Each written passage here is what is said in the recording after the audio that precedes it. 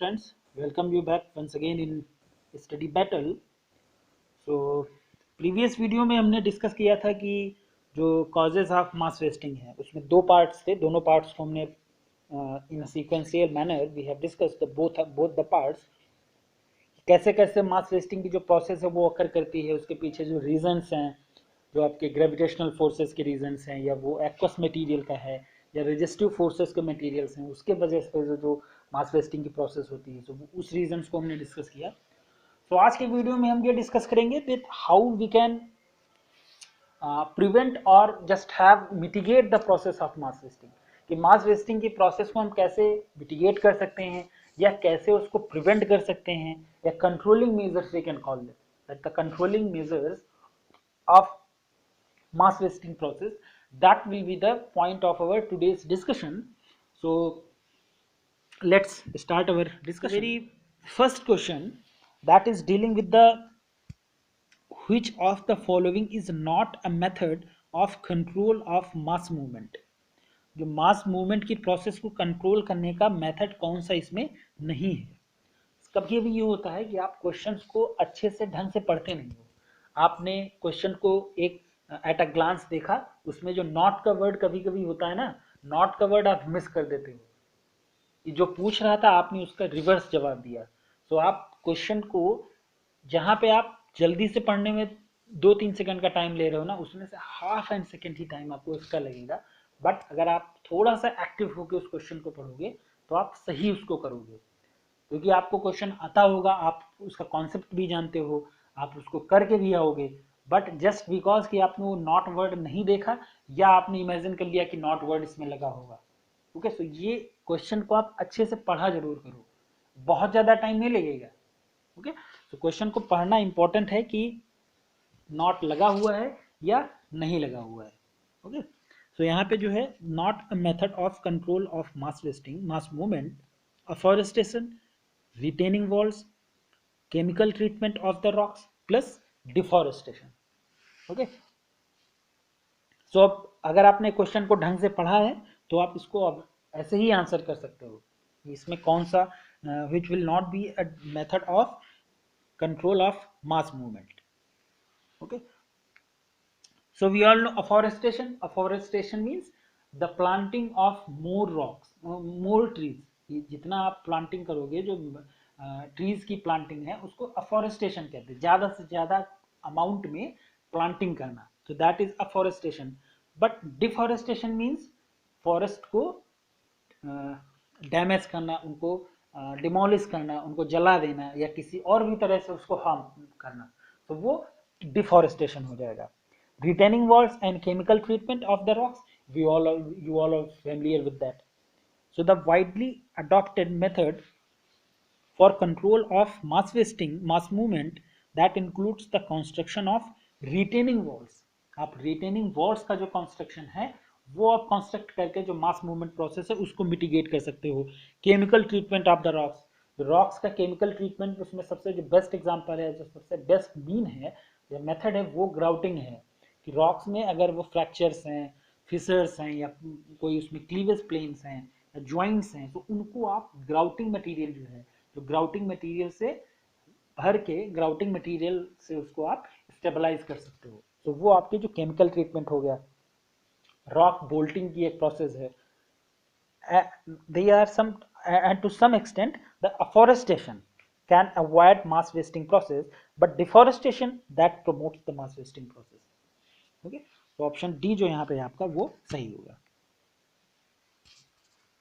Second one is while devising a monitoring system, what has to be kept in mind।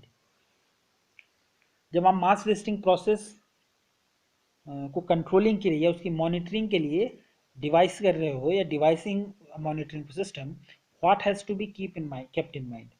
Cost benefit ratio, diff factor, factor of safety sorry, and the stress factor. So obviously जो आपका cost benefit ratio है, क्योंकि आप कोई भी structure बना रहे हो, सो ऑब्वियसली आपको जो कॉस्ट बेनिफिट रेशियो है वो जरूर अपने माइंड में रखना पड़ेगा। क्योंकि कभी कभी होता है ना कि अगर आप कॉस्ट बेनिफिट रेशियो को माइंड में नहीं रखोगे तो हो सकता है आप जहाँ पे जितना मटेरियल लगने की जरूरत थी आपने उससे ज़्यादा मटेरियल लगा दिया। तो अगर आप ओवरबर्डन एक्स्ट्रा प्रेशर किसी ऑब्जेक्ट पे या किसी बिल्डिंग पे या उस तरह के कंस्ट्रक्शन मटेरियल पे पुट करोगे तो ऑब्वियसली वो उसको डिग्रेड ही करेगा। अगर एक्स्ट्रा प्रेशर आपने उस पर लगाया हुआ है और नीचे से उसको सपोर्ट नहीं है देन वो डैमेज हो जाएगा, उसमें डैमेजेस क्रिएट होंगे या वो फेलियर हो जाएगा।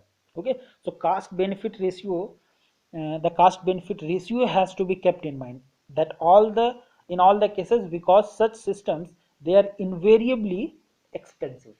Okay, अब उस पर्टिकुलर रीजन, जिस पर्टिकुलर एरिया पे जो डैमेज पोर्शन है, डैमेज्ड एरिया है, उस वहाँ की रीजन की स्ट्रेटिग्राफी, जियोलॉजी, जनरल जियोलॉजी, जो स्ट्रक्चरल फीचर्स हैं उनको माइंड में रखते हुए आप उसका कॉस्ट बेनिफिट कि कहीं पे ये हुआ कि अगर आप जो फ्रैक्चर प्लेन्स हैं, जॉइंट प्लेन्स हैं या क्लीवेज प्लेन्स हैं उस तरह के, तो छोटे अगर प्लेन्स हैं तो आप उसको ग्राउटिंग मटेरियल से फिल करके स्ट्रॉन्गर कर सकते हो, कुछ और वेज से आप उसको स्टेबलाइज कर सकते हो। Okay, so cost benefit ratio that has to be kept in mind.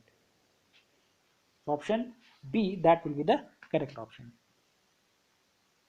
Third one is, which of the following might not reduce the chances of infiltration? Cooling the slope material, oiling the surface of the slopes, osmosis of the slope material, and heating of the slope material. तो उसमें जो चार option दिए हुए हैं उसमें से आपको बताना है that which might not reduce the chances of infiltration. So oiling of the slope surfaces या electro osmosis and the heating of the slope material that have been also used in different countries to stabilize the slopes by reducing chances of infiltration during the heating process or heating rains or heavy rain, sorry. Okay, but the cooling of the slopy material, that is not a reduce, that's not might reduce the chances of infiltration, but the remaining these are the electro-osmosis process of the slope material or the heating of the slope material and the oiling of the surface slope. Okay, so option A, that will be the correct option here. Fourth one is, retaining structures may prove exceptionally successful when, जो retaining walls हैं उनको construct करना या उनको erect करना can be successful when the ground is too fine, the sliding mass is likely to remain wet, the movement is of deep nature, or the sliding mass is likely to remain dry. Okay, तो यहाँ पे जो आपके options हैं उसमें देखिए दो option यहाँ पे कॉन्ट्राडिक्टरी हैं। तो आप जैसे इस तरह के क्वेश्चंस दिए हो जहाँ पे कॉन्ट्राडिक्शन हो दो ऑप्शंस में, सो ऑब्वियसली उन्हीं दो में से एक कोई सही हो सकता है। The sliding mass is likely to be wet, option B में जो है, और the sliding mass is likely to be remain dry. Okay, तो या तो मटेरियल वो ड्राई रहेगा या वो वेट रहेगा, तो इसमें से कोई एक ही ऑप्शन सही हो सकता है। So retaining walls or the retaining structures, they may prove exceptionally successful where the ground is neither too fine nor too plastic. The sliding mass is likely to remain dry and the movement is shallow nature and up to limited extent. Okay. So यहाँ पे जो आपका option D होगा, the sliding mass is likely to remain dry, that will be the correct option. Fifth one is, when might the retaining walls prove to be not costly? जो retaining walls हैं, when these retaining walls might not prove to be costly, when the movement is of deep nature, when the movement is of unlimited nature, when the movement is of shallow nature, or when the rocks are too heavy in nature. Okay, so retaining walls, they can prove costly failures when they are designed to resist slides of greater volume and thickness or long rising slopes. Okay, so option C जो यहाँ पे है, when the movement is of shallow in nature. Okay, prove costly failures when they are designed to resist the slides of great volume and the thickness or the long rising slopes. Okay, so option C, that will be the correct option in this case. Question number 6 is dealing with the pneumatically applied mortar or concrete is called as. Pneumatically applied concrete or mortar is known as grout, gunite, geopolymer concrete or the genitor. Okay, so यहाँ पे जो आपका correct option है वो ग्यूनाइट है. अब ग्यूनाइट है क्या? तो gunite that is generally a mixture of cement, sand and water which is applied through a pressure hose producing a dense hard layer of concrete. Okay, that is used in the building structures for the lining, tunnels and the structural repairs. Okay, so that's a mixture of cement, sand and water. तो cement, sand and water का ही एक mixture है and it looks like, देखने में और in appearance it may be same as the concrete material, but there is some difference. जो basic difference इसमें ये है कि जो ग्राउट, जो ग्यूनाइट मटेरियल होता है या जो ग्यूनाइट है उसमें जो मटेरियल है वो फाइन होता है, बट कंक्रीट में क्या है, कंक्रीट में मटेरियल आपका फाइन भी हो सकता है, कोर्सर भी हो सकता है. ओके, तो कभी कभी इसको शॉर्टक्रीट भी कहा जा सकता है. Okay, so shotcrete, gunite or the straight concrete, that is a concrete or mortar which is conveyed through a hose and pneumatically projected at the high velocity onto a surface. Okay, एक high velocity से उसको spray किया जाता है किसी wall पे, जहाँ पे रेजिस्टिंग वॉल या जहाँ पे उसको पेस्ट करना है किसी वॉल पे, रिटेनिंग वॉल पे, तो वहाँ पे उसको हाई वेलोसिटी से स्प्रे किया जाता है. ओके, जिसमें आपका, अब चूंकि स्प्रे करना है तो ऑब्वियसली जो मटेरियल होगा वो फाइन होना चाहिए, अदरवाइज वो कोलाइड करके वो फॉल हो जाएगा, गिर जाएगा नीचे. सो जो ग्यूनाइट मटेरियल होगा वो यहाँ पे ऑप्शन जो आपका बी होगा वो यहाँ पे सही होगा. सो ग्यूनाइट इज न्यूमेटिकली अप्लाइड मोर्टार और concrete, the mixture of cement and sand, 1:3 का रेशियो जनरली रहता है, with little water is applied on the face under pressure and is known to develop sufficient strength onto settling and the hardening. Okay, so that hardens the particular material and enhances the stresses, the strength of the particular rock mass. Okay, so correct option that will be option 6, option B, gunite. Question number 7 is dealing which of the following is not a method of slope treatment. जो slope treatment का method निम्न में से कौन सा नहीं है? Providing drainage system, flattening the slope, decreasing the load or digging rock traps. Okay, so जो ऑप्शंस दिए हुए हैं उसमें जो प्रोवाइडिंग द ड्रेनेज सिस्टम है वो ऑप्शन यहाँ पे नहीं होगा, क्योंकि provide a drainage system that is a drainage method. अगर आपको ड्रेनेज सिस्टम को सही करना है तो वो ड्रेनेज मेथड कहलाएगा. So usually the slope treatment method that includes the flattening the slope to ensure the stable limits, decreasing the load and also digging rock trap in the form of ditches at foot of the slope and providing benches at proper intervals.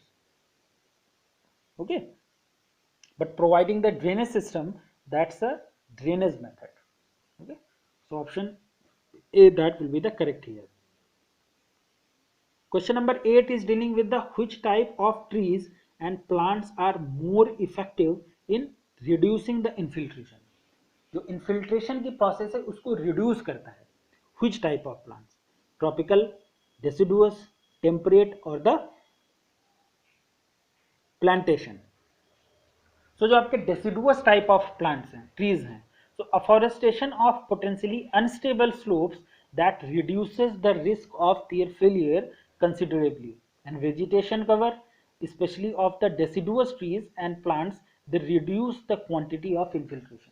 So जो deciduous plants हैं, trees हैं यहाँ पे, they reduce the quantity of infiltration. Okay, So option B, deciduous trees, that will be the correct option here. Question number 9 is dealing with the more often a combination of methods may have to be used for the stabilizing the slopes. जो आपके slopes हैं, if we have to stabilize the slopes, then the more often a combination of methods. Okay. Instead of a single method, we must apply a combination of method for the stabilization of a slope. So whether this statement is true or false, that you have to point it out. So while devising a successful mechanism or devising a slide control program for an unstable area, it's always useful to weigh relative merits of methods available. More often it may be combination, it must be a combination of methods rather than a single method that may have been used for the stabilization or stabilizing the slope. Okay, so एक single कोई material और एक single method को stabilise करने के लिए use करने से बेटर है that we use a combination in combination of the methods, okay, for the stabilising perspective. तो ऑप्शन जो यहाँ पे स्टेटमेंट दिया हुआ है that is true. Okay, so option A will be the correct option. Question number 10 is dealing removal of water is done only by subsurface drainage. तो statement जो दिया है removal of water that is done only by the subsurface drainage. तो whether this statement is true और false. So drainage involves the removal of water from within the mass as well as preventing any further water reaching to the material susceptible to failure. Okay, so this may be achieved either by surface drainage or by subsurface drainage or by both of them. Okay, so अगर आपको slope की stability increase करनी है, the mass wasting की process which had occurred because of the drainage system और because of the water, so अगर आपको उसको स्टेबल करना है देन आपको जो वाटर उस पर्टिकुलर मटेरियल में इंटर कर रहा है या उसको सीप कर रहा है उसको भी कंट्रोल करना पड़ेगा. एंड सब सरफेस जो मटेरियल है, सरफेस एंड सब सरफेस दोनों प्रोसेसेस आपको अडॉप्ट करनी पड़ेंगी for the stabilisation of particular material. Okay, so surface and subsurface drainage and sometimes both of them. तो जो ऑप्शन यहाँ पे बी है वो सही होगा. यहाँ पे मीन्स जो स्टेटमेंट दिया है removal of water is done only by surface subsurface method drainage method, नहीं, यहाँ पे सरफेस एंड सबसरफेस दोनों तरह के मेथड्स किया जाता है, sometimes in combination with that. Okay, तो स्टेटमेंट जो दिया है वो यहाँ पे फॉल्स है. तो ये कुछ और क्वेश्चंस हुए जो हमने डिस्कस किए मास वेस्टिंग से रिलेटेड. मास वेस्टिंग में हमने उसका जो कॉजेस थे, 2 वीडियो हमने कॉजेस पे डिस्कस किया. देन उसका मिटिगेशन का हमने डिस्कस किया कि what are the controlling measures which can be adopted for the stabilisation of rock mass, okay, और rock mass slope. Thank you.